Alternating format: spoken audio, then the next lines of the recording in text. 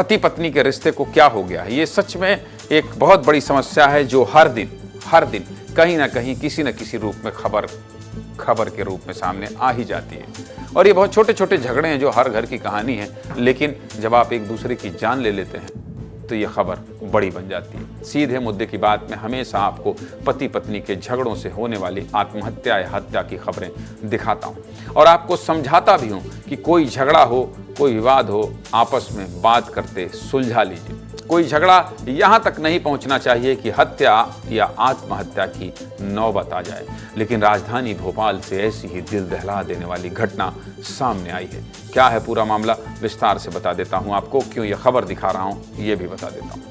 राजधानी भोपाल के बरसिया इलाके में रहने वाले सीआरपीएफ के जवान रविकांत वर्मा ने आधी रात करीब 1:30 बजे पत्नी रेणु वर्मा की गोली मारकर हत्या कर दी।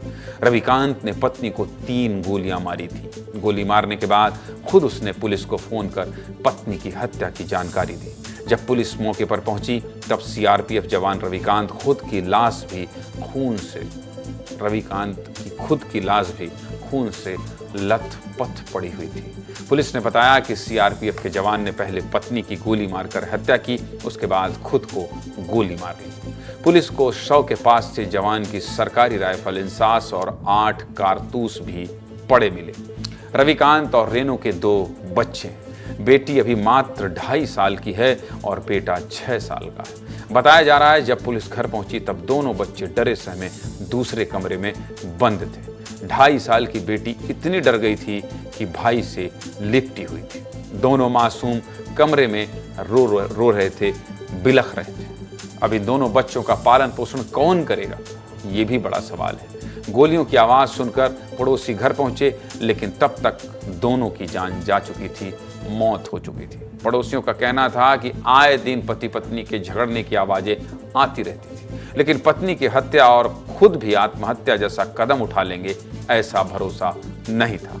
पोस्टमार्टम के बाद सीआरपीएफ के जवान और उसकी पत्नी का शव भिंड के भकौटी उनके गांव पहुंच चुका है। मौके पर सीआरपीएफ के अधिकारी भी पहुंचे थे। दोनों का अंतिम संस्कार किया जा चुका है, लेकिन हंसता खेलता परिवार अब खत्म हो चुका है। रविकांत के इस कदम से हर कोई हैरान है और ये जानना चाहता है कि आखिर उसने ऐसा क्यों किया।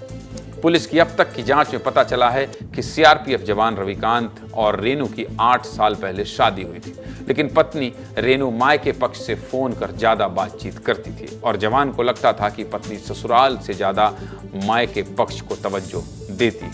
इसी बात पर दोनों का आए दिन झगड़ा होता था। पुलिस ने यह भी बताया कि हत्या वाले दिन दोनों का इस बात पर झगड़ा हुआ था कि रविकांत ने अपनी भतीजी की शादी में पैसे क्यों लगाए।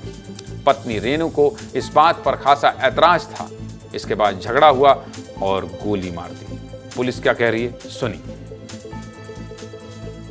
पति पत्नी के बीच कुछ वाद विवाद चल रहा था। विवाद की वजह शायद परिवार में एक शादी हुई थी, उसमें पैसों के कंट्रीब्यूशन को लेकर था। सारा पैसा तुम उधर खर्च कर दोगे तो अपने बच्चों पे क्या ससुराल के ससुराल के नहीं है, ससुराल मतलब जो मृतक है इनके भाई की बेटी की शादी होने वाली है अगले 7 महीने में। अच्छा। तो उसमें तीनों भाई लोग मिलकर कुछ कंट्रीब्यूशन कर रहे होंगे, उसी को लेके अभी तक प्रारंभिक तौर पर ये कार्य।